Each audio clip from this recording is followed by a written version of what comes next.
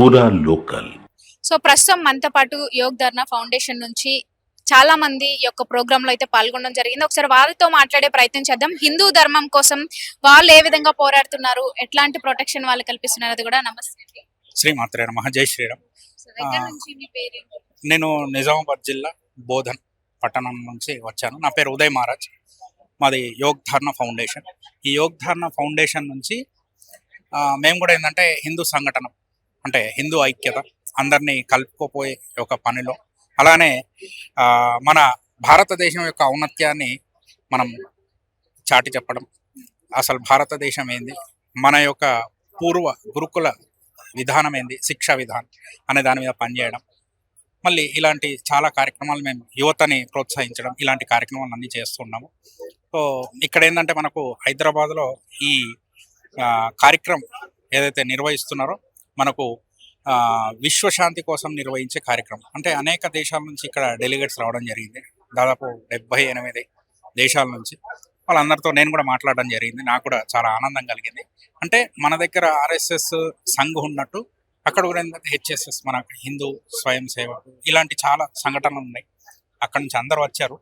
మన భారతదేశానికి అనేక దేశాల నుంచి వచ్చి మన వాళ్ళు ఇక్కడ విశ్వశాంతికి సంబంధించిన ఒక బోధన చేసుకొని ఇక్కడ నుంచి వెళ్ళి మళ్ళీ అక్కడ కూడా విశ్వశాంతిని మనం ప్రచారం చేయాలి అనే ఒక ఉద్దేశాన్ని ఇక్కడ తలబెట్టడం జరిగింది. అమోఘమైన కార్యం. నాకు కూడా ఇందులో భాగం కల్పించినందుకు గర్వకారణం.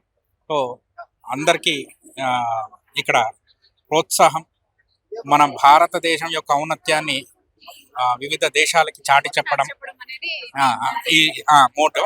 ఇక్కడ కూడా అదే కార్యక్రమం జరుగుతున్నది. ఎలా అనిపిస్తుంది ఇంత మంచి కార్యక్రమాన్ని హిందూ ధర్మం కోసం మంచి విధంగా తీసుకెళ్లేదానికోసం ఇంత మంచి కార్యక్రమం హైదరాబాద్ లో నిర్వహించడం ఏ విధంగా ఫీల్ అవుతున్నారు? లేదండి, ఇదంతా మనకు మన తెలంగాణ రాష్ట్రానికి అలానే మన ప్రధానమంత్రి గారైనటువంటి మోదీ గారికి ఈ క్రెడిట్ అంతా చెందుతుంది. ఎందుకంటే గర్వకారణం. అనేక దేశాల నుంచి వచ్చి ఇక్కడ హిందూ ధర్మం గురించి పాటుపడే వాళ్ళందరినీ ఏకం చేసి మనం అందరం సనాతనీయులమే, మనం అందరం ఒకటే చెట్టుకి చెందిన వాళ్ళము, మనం విడిపోయినాము, అనేక మతాలుగా విడిపోయినప్పటికీ మనం అందరం ఒకటే, ఇక్కడ సనాతన నుంచి అందరం బయటకు వెళ్ళాము. అంటే ఒక మన భారతదేశంలో తీసుకుంటే ఒక ఇస్లాం అయినా సరే, ఒక క్రిస్టియానిటీ అయినా సరే మన దగ్గర నుంచి కన్వర్ట్ అయిన వాళ్ళు మన సనాతనీయులే వాళ్ళు. మనం అందరం మళ్ళీ ఒకటే చెట్టు కిందికి వద్దాము, ఒకటే చెట్టు కాయ పండులం మనం అందరం ఒకటే అనే ఒక ఉద్దేశాన్ని ఇక్కడ తలపెట్టడం జరిగింది. నాకు చాలా ఆనందంగా ఉంటే గర్వకారణం. ఇంకా ఎలా అనిపిస్తుంది ఇప్పుడు బంగ్లాదేశ్ లో జరుగుతున్న అల్లర్లకు సంబంధించి హిందువుల పైన దాడులు, సజీవ దహనాలు చేస్తున్నారు. సో దీన్ని ఉద్దేశించి యాజ్ ఏ హిందూగా మీరేం చెప్పాలనుకుంటున్నారు? ఏంటి మీ ఆలోచన? అంటే మామూలుగా ఈ సభ ఏదైతే ఇక్కడ నిర్వహిస్తున్నారో ఇదేంటంటే విశ్వశాంతి కొరకు నిర్వహించే సభ. అయితే ఈ దాడులు ఏంటంటే మామూలుగా మన పక్క రాష్ట్రాల్లో మీరు చెప్పినట్టు బంగ్లాదేశ్లో జరిగిన దాడు అనేకమైన అంటే అరాచకం. అది ఇదంతా ఏంటంటే జ్ఞానలోపం వల్ల జరిగే ఒక దాడులు. అంటే వాళ్ళకి సరైనటువంటి అవగాహన లేక, వారికి మతపరమైనటువంటి అవగాహనని కల్పించక వాళ్ళు అలా అరాచకంగా మారి ఇతరుల మీద అరాచకం చేయడం మొదలు పెడుతున్నారు. వాస్తవంగా ఏంటంటే ప్రతి మతం కూడా శాంతిని కోరుకుంటుంది, ప్రతి మతం కూడా అందరూ ఒకటే అనే ఒక ఉద్దేశాన్ని కోరుకుంటుంది. కానీ ఈ అవగాహన అంటే ఒక మతానికి సంబంధించిన అవగాహన మత గురువులు, మత బోధకులు సరైన పద్ధతిలో వాళ్ళకి ఇవ్వక, ఆ మత పుస్తకాలకు సంబంధించిన జ్ఞానాన్ని బోధించక వాళ్ళందరినీ డైవర్ట్ చేసి కొంతమంది ఏంటంటే ఈ టెర్రరిస్టులుగా మారుతున్నారు. అనేకంగా జరుగుతున్నాయి. కాకపోతే ఏంటంటే ఇక్కడ ఏంటంటే అందరు దేశాలు మనం అందరం ఒకటే, ఏ దేశమైనప్పటికీ మనం అనుకుంటాం. కానీ బంగ్లాదేశ్ లో జరుగుతున్నాయి అంతా డిఫరెంట్. అసలు చాలా హింసాత్మక ఘటనలు అనేవి చూస్తున్నాం. కాబట్టి అంటే అక్కడున్న ముస్లింలు ఏ విధంగా మారాలి అంటారు? ఒకవేళ మన ఇండియా మెజారిటీ హిందూస్ మన దగ్గర ఉంటారు కాబట్టి మనం ఎట్లాంటి స్టాండ్ తీసుకోవాలి అక్కడ? ఏం లేదండి, మనం అందరం ఏంటంటే ఇక్కడ ఉన్న ముస్లిం కావచ్చు, ఏదైనా కావచ్చు, ఇలాంటి అరాచకాన్ని చూసి వాళ్ళు కూడా మారాలి, మనం కూడా మారాలి. ఎందుకంటే మనం అందరం ఒకటే. ఇందాక చెప్పినట్టు అందరం ఒకటే. ప్రతి ధర్మం కూడా శాంతియుతాన్ని కోరుకుంటుంది. ఏ మతానికి సంబంధించిన దేవుడు కావచ్చు, ఏదైనా కావచ్చు, ఎవరు కూడా అరాచకం చేయమని చెప్పలేదు. అయితే ఇక్కడ ఏంటంటే బోధకులు, మత గురువులు ఎవరైతే ఉంటారో ఆ గురువులు ఈ అరాచకాన్ని బోధిస్తున్నారు. అంటే అనేకంగా బోధిస్తున్నారు కూర్చొని. ఎందుకంటే వాళ్ళ యొక్క సౌలభ్యం కోసం. ఇదంటే ఒక రాజకీయంగా అంటే మతాన్ని రాజకీయంగా తీసుకెళ్లి చేసే గొడవలు ఇవి. కాబట్టి బంగ్లాదేశ్లో కావచ్చు, ఇప్పుడు ఒక మతానికి సంబంధించిన వాళ్ళు చేసే అరాచకం. కాబట్టి అంటే ఇది మతానికి సంబంధించిన ఉద్దేశం కాదు, కాకపోతే వాళ్ళకి సరైనటువంటి జ్ఞానాన్ని వాళ్ళ బోధకులు ఇవ్వలేదు. ఒక రాజకీయంగా చేసే, అంటే ఇప్పుడు మనకు బంగ్లాదేశ్ కావచ్చు, మన భారతదేశంలో ఒక భాగమే, కానీ విడిపోయింది. ఎందుకు విడిపోయిందంటే మతపరమైన, మత రాజకీయంగా విడిపోయింది. Yes, yes. వల్ల ఇదంతా జరుగుతుందని చెప్పేసి మీరు చెప్తున్నారు. సో అక్కడ జరుగుతున్నది, ఇక్కడ కొంతమంది కూడా మన దేశంలో ఉన్న హిందువులు, మన రాష్ట్రంలో మెయిన్ గా చాలా చోట్ల కొన్ని నిరసనలు చేయడం జరిగింది. మన హిందువులు అక్కడ అలా అవుతున్నారని చెప్పేసి ఇక్కడ అంటున్నారు అనమాట. అక్కడ మన హిందువుల్ని కాలుస్తున్నారు, మన మీద దాడులు చేస్తున్నారు. కాబట్టి మేము కూడా ఇక్కడున్న ఆ సోకాల్డ్ ఎవరైతే బంగ్లాదేశ్లు ఉంటారో లేకపోతే ముస్లిమ్స్ ఉంటారో వాళ్ళ మీద కూడా మేము తీర్చుకుంటాం పగ, వాళ్ళకి కూడా మేము అదే ట్రీట్మెంట్ చేస్తామని అంటున్న వాళ్ళపైన అసలు మీరు ఏం చెప్పాలనుకున్నారు వాళ్ళకి? అంటే వాళ్ళు అట్లాంటి డెసిషన్స్ తీసుకోవాలంటారా, తీసుకోకూడదు అంటే అని చెప్పేసి చెప్పాలనుకుంటున్నారు? అంటే ఇప్పుడు హిందూ సంఘటనలు ఉన్నాయి అనేకంగా. ఇప్పుడు మన దగ్గర కూడా ర్యాలీలు తీస్తున్నారు, కాగడా ర్యాలీలు అని, క్యాండిల్ ర్యాలీ అని తీస్తున్నారు. కానీ ఏ హిందూ సంఘటన కూడా ప్యూర్గా అక్కడ జరుగుతుంది అరాచకం, మేము కూడా అలానే చేస్తాం ఇక్కడున్న బంగ్లాదేశీల మీద అనేది ఎవరు చెప్పలేదు. వాస్తవం ఏంటంటే ఇది సింగిల్గా పాకుతున్నది అలా చెప్పినట్టు, కానీ అలా ఎవరు చెప్పలేదు. ఒక హిందూ సంఘటన ఎప్పుడు కూడా అలా చెప్పదు, ఎందుకంటే శాంతియుతంగానే. ఎస్, కొంతమంది మటుకు మాట్లాడుతున్నారు, చర్చ చేసుకుంటున్నారు. కాకపోతే ఏంటంటే ఇప్పుడు పక్క రాష్ట్రాల నుంచి మన రాష్ట్రానికి వలస వచ్చిన వాళ్ళు, మన ఇంట్లో మనం ఒక అతిథిని గౌరవించి సత్కరించి కూర్చోబెడతాం, టీ నీళ్ళు ఇచ్చి గౌరవిస్తాం.